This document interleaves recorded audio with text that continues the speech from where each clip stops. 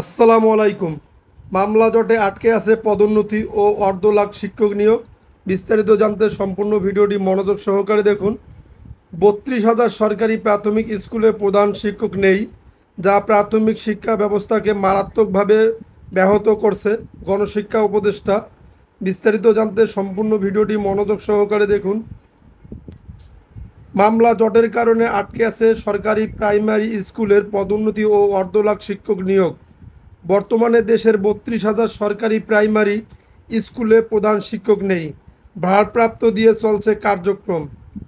জানা গেছে সহকারী শিক্ষকদের পদোন্নতির মাধ্যমে এই পদগুলো পূরণ করা হবে, কিন্তু টাইম স্কেল সংক্রান্ত একটি মামলায় প্রধান শিক্ষকের এসব শূন্য পদে সহকারী প্রধান শিক্ষকদের পদোন্নতি দেওয়া যাচ্ছে না।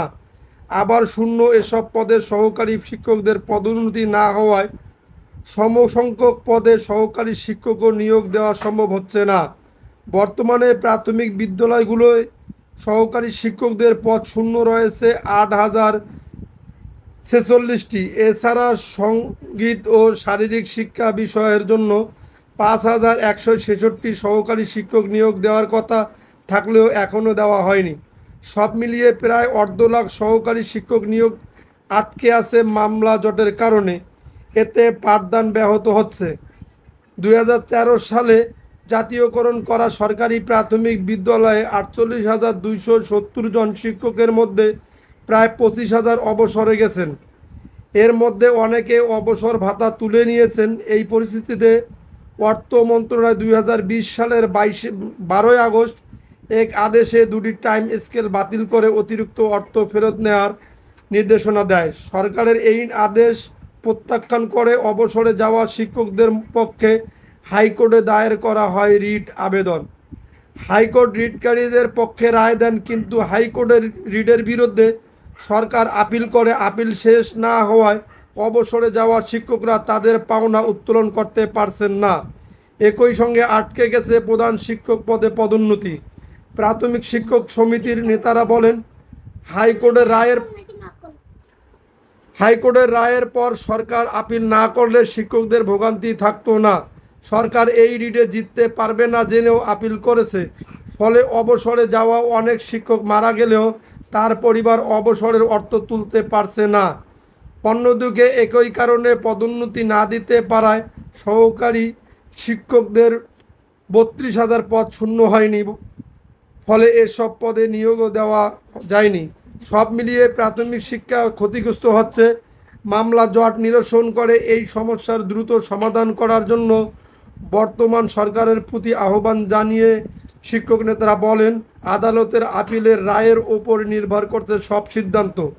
এ ব্যাপারে প্রাথমিক শিক্ষা অধিদপ্তরের মহাপরিচালক আবু নূর মোহাম্মদ শামসুজ্জামান সম্প্রতি সাংবাদিকদের বলেন, প্রধান শিক্ষক পদে 32,000 সহকারী শিক্ষকের পদোন্নতি আমরা দিতে পারছি না।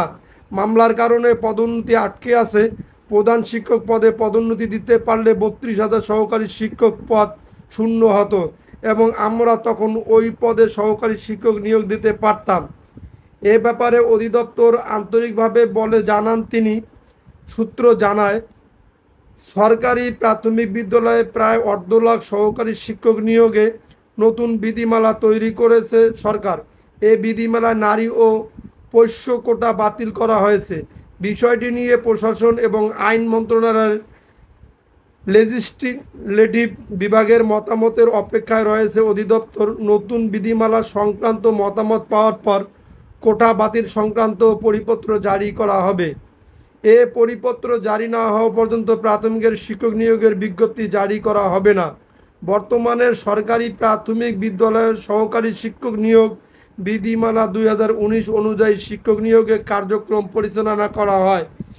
এ নিয়োগ বিধিমালায় শিক্ষক নিয়োগের ক্ষেত্রে 60% নারী কোটা, 20% পোষ্য কোটা এবং 20% পুরুষ কোটা রয়েছে। প্রস্তাবিত নতুন বিধিমালায় এসব কোটা থাকবে না, তবে 20% পদে বিজ্ঞান বিষয়ে স্নাতক প্রার্থীদের অধিকার দেওয়া হবে।